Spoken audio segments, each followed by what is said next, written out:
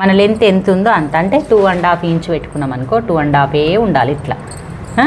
ఈ 2.5 వరకు మార్క్ వేసుకొని ఇక్కడ 1 ఇంచ్ ఇక్కడ 1 ఇంచు వేసుకోవాలి. ఇలా పట్టుకున్నప్పుడు మనం ఈ పాయింట్ పట్టుకోవాలి. ఇది ఒక్కొక్కసారి ఎక్కువ తక్కువ కూడా వస్తుంది. పాయింట్ పట్టుకొని చిన్న స్కేల్ ఉండే కదా, చిన్న స్కేల్ ఉండే ఇక్కడ ఒక స్కేల్ తీసుకో. గీడ ఉంది నీ మిషన్ మీద ఎప్పుడు ఉండే. ఇగో ఇలా పెట్టుకో క్రాస్లా, ఇట్లా మంచిగా లైన్ వేసేసి వచ్చిందా. ఈ డాటు ముందు భాగంలో డాటు ఈ పాయింట్ కుదిరితేనే మనకు బ్లౌజ్ కుదురుతుంది.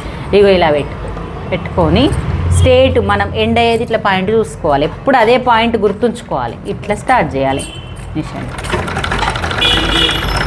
ఓకే,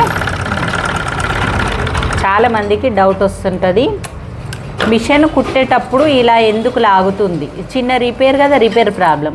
ఎందుకు లాగుతుంది అంటే సూది మొన పోతే లాగుతుంది. చేంజ్ చేసుకోవాలి. చాలా పోయినప్పుడు సూది ఇలా అంటే మనకు గుచ్చుకుంటుంది. ఇప్పుడు ఎక్కువ పోలేదు కాబట్టి కొన్ని చాలాసార్లు ఇట్లా అయింది అనుకో, సూది మార్చుకోండి. ఇది చిన్న టిప్ అన్నట్టు. ఇది అయిపోయిందా? నెక్స్ట్ ఇక్కడ ఇలా తీసుకొని ఉక్సు పట్టి సైడ్ తీసుకో. ఎలా తీసుకోవాలి? ఇలా పట్టుకోవాలి సేమ్గా. మళ్ళీ ఇక్కడ ఎంత పెట్టాలి? 2 పాయింట్స్ ఉంటాయి చూడు, ఇగో ఈ పాయింట్స్ 2 పాయింట్స్ పెట్టుకోవాలి. మనకు అందాద 4 సార్లు వేసినాక అలవాటు అయిపోతుంది. మళ్ళీ ఇది కూడా సేమ్ క్రాస్లా, అంటే ఊకే స్కేల్తో ఏం వేయబడది. మీకు చూపించడానికి వేస్తున్నా.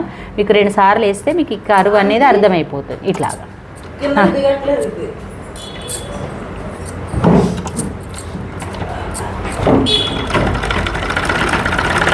వచ్చిందా? ఇక్కడ డాట్ అయిపోయింది.